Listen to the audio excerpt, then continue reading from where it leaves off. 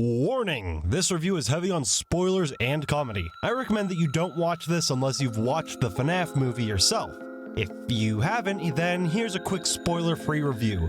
It's a fantastic movie that I think anyone that grew up with the franchise in any way, whether you used to freak over Freddy in the game, or if you simply liked watching game theory videos like me, you will have a good time. If you're maybe younger than me and were some type of babe when the first game came out and haven't been introduced to this franchise, then I think this is one of the best introductions you can have to the series.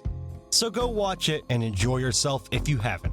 But with that, I'll be continuing on into spoiler territory. I want to start with the two biggest criticisms I heard that I wholeheartedly disagree with. The first is that the movie had cliches or was really campy, and it is. You got things like throwing the pills in the river, evil relatives trying to take custody, and a whole lot of parts of the movie that if you thought about it, it wouldn't work in real life. Like Bonnie having a custom-made guitar from Electro Boom himself. And 1, 2, 3, 4.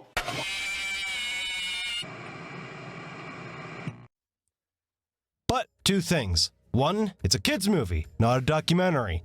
I feel that not delivering a genre and boundary-breaking Scorsese script isn't as important here. Oh wait, I'm sorry, PG-13 movie. Clearly not a kids movie, cause you know, it's PG-13, you have to be 13 to watch this.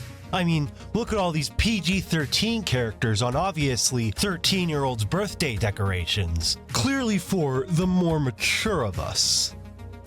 And second, campy is exactly what I wanted. Five Nights at Freddy's is the perfect movie to make into a fun, campy horror movie. And that's all I was hoping for above all else. And it didn't just deliver, it DiGiorno'd a Freddy's Pizza with extra camp. And I really can't be happier with that aspect. But the biggest criticism I've been hearing about this movie is that it wasn't rated R and it didn't have enough gore or violence in it.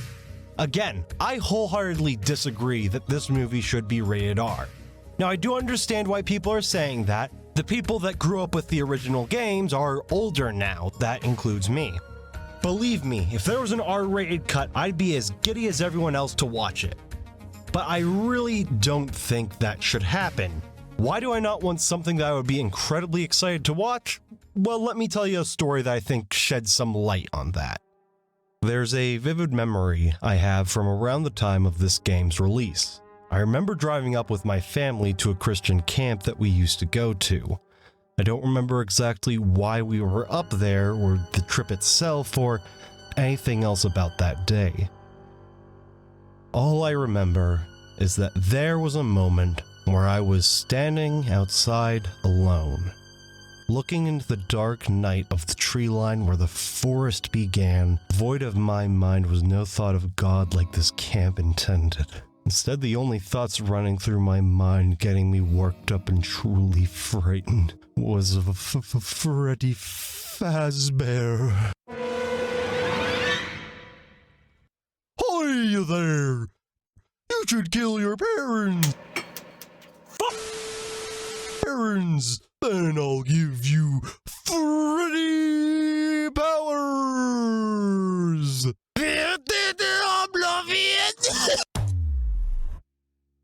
You see, I had gone my whole life to this point avoiding horror like the plague. Why the hell would I want to be scared? And that was the same for FNAF. But it was everywhere, and whether I wanted to or not, I saw enough YouTube thumbnails and heard enough tidbits about the game's premise to just give me enough to make my mind run wild with different ideas of what was lurking behind this evil franchise. And the stuff your own mind makes up is the worst horror of all. It all got to the point where I had enough. I couldn't just let my mind keep freaking me out anymore, and I had to actually know what was Five Nights at Freddy's. That's why I'm glad this movie isn't rated R, because like a lot of other people, this game was my intro to horror. A lot of these mascot horror games around now take the place of things like Goosebumps, intros to horror for kids. That's of varying quality, of course, but FNAF has always been the quality piece of art that started the entire movement. So it's a lot more important to me that the new generation of kids out there also have something to ease them into the genre like I did. more so than having this movie being the most entertaining for me personally. Plus, if I want to scare the older FNAF fans, I can remind them that Scott Cawthon made political donations. But the most surprising jump scare was the fact that the Southern Baptist voted Republican. Who could have seen it coming? I'm so scared. It's your dad. He's here for Thanksgiving. He's going to talk to you about politics. I'm your dad, and I don't agree with you. I'm in your closet, and I don't agree with your politics. Get a job. Do something with your life.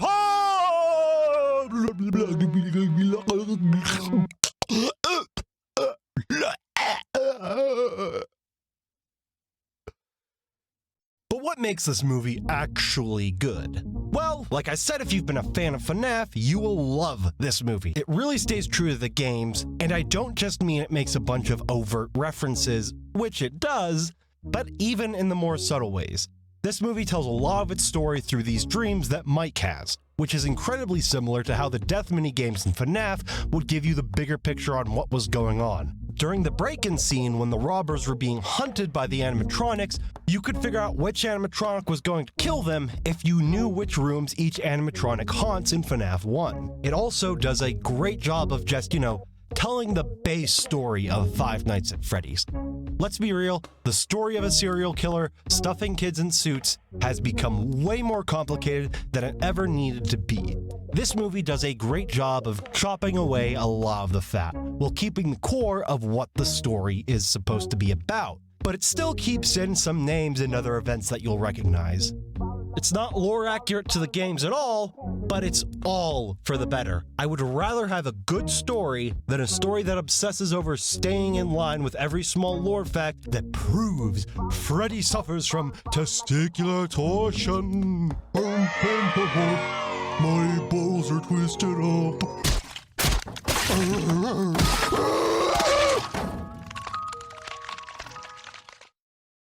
But I do have a piece of criticism about this movie.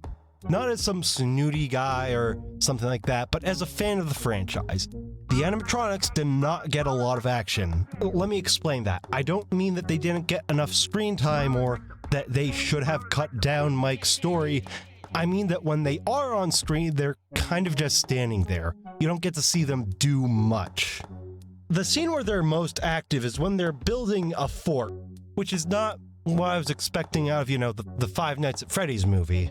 I assume they'd be more active, like, trying to hunt some guy down. Even if you don't want it to be gory, the film could have used these animatronics in more effective ways.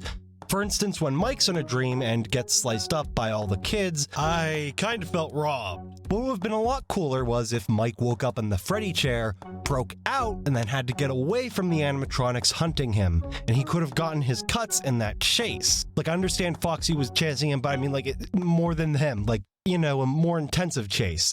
Something like the very first scene of the movie, but actually showing the animatronics. Come on, symmetry, my friend! I feel like I have to be missing something though, like maybe some kind of budget or time constraint that didn't make more flashy animatronic scenes possible. Or maybe it's just really hard to make these things look terrifying on camera if they're moving. It's pretty obvious that they're setting this up to be a movie series though, so hopefully with how well this movie is doing in the box office, the team will get the resources they need to make it even better and properly use the gang. Also, where were the jump scares? I can remember one actual jump scare from Foxy and a bunch of haha stupid ones from Balloon Boy Toy. That has to be the easiest way to make horror for kids without it being gory. I know people are going to be complaining, oh, it's cheap. But this is the Five Nights at Freddy's movie. Come on! If any movie should have them, it's this one. I seriously can't wrap my head around it. Why? It would have made the animatronics so much cooler without using gore. It would have been an exact fit for FNAF. I mean, seriously, this question is driving me crazy. Okay, I need to calm down. So, on a more minor note of criticism, are you kidding me with this twist? I'm not mad. I'm not mad. I'm not mad. Well, at least I'm not mad about anything lore unfriendly here. I'm mad because when I was watching this and they showed the phone guy stop in the middle of his name and then mention Freddy's, I thought, God, please, don't let that be the twist, that he's the purple guy. I would be so mad if it's this obvious. But clearly God's still pretty upset about me thinking about Freddy instead of him at camp that one time, so he spat at me. The moment he stops reading his last name, you know it's him. There's absolutely no other reason he would know his last name. It was so obvious, I thought it was going to be a fake out. Foreshadowing? What's that? I just put giant neon signs in my movie saying this is the bad guy. This couldn't have been more obvious even if Golden Freddy jump scared the theater and went, oh, it's him! Oh, he's the purple guy! He's the oh, it's him, guys, it's him! In fairness, maybe if you knew nothing about FNAF and weren't aware of people like Phone Guy and Purple Guy, then maybe you won't see this coming from 10 miles away. You know, it is a kid's movie. It really is a minor gripe. It doesn't really make the movie any worse. It's still great. But it made me roll my eyes so hard. That's why I have to mention it. Also, why does Springtrap Shaggy use a kitchen knife? It looks so tiny in the big suit's hands. I mean, couldn't you have just given him the classic big-ass machete? That would have been a lot cooler and scarier. You know, instead of this high-grade British combat butter knife. If you couldn't tell, we have left the actual criticism and have entered the nitpicky CinemaSins stupidity style of criticism of, that would not happen in the real life. Well, that's because it's just fantasy. Real quick, I just wanted to say, genuinely, thank you for watching. And if you liked it, please leave a like and a subscribe, a comment, whatever. It really does mean a lot. And I know that it's overdone, and I know it's probably trite to hear, but I only have 50 subscribers, so I really do mean it. A like and subscribe, whatever, is the best way that you can help this video in the algorithm. I'm not just trying to optimize likes, I'm genuinely asking if you like this video and think it deserves to be spread, please do so.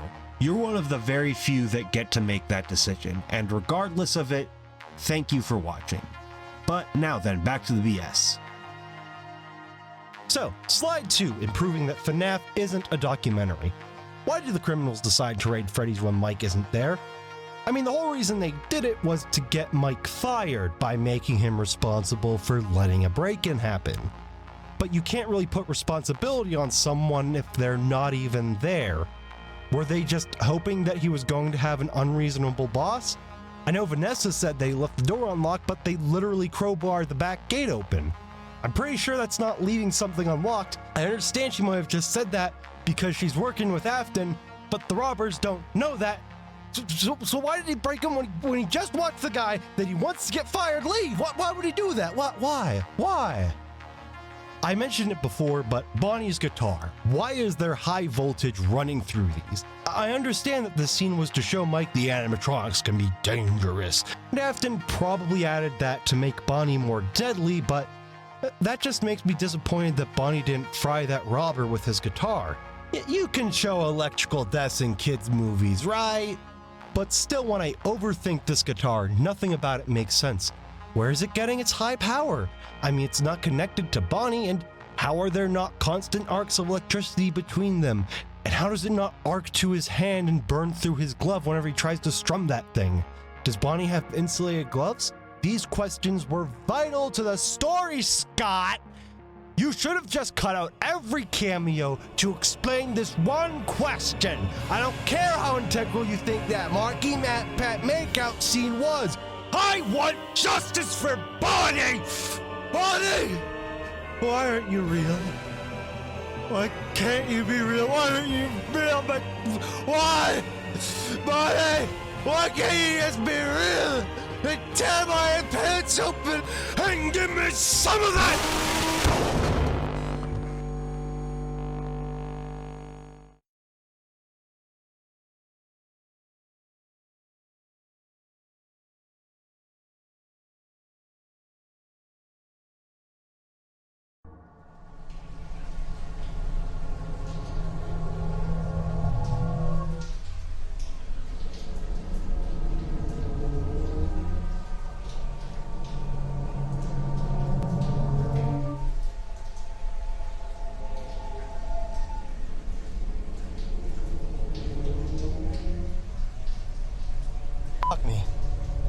This is a hot bitch!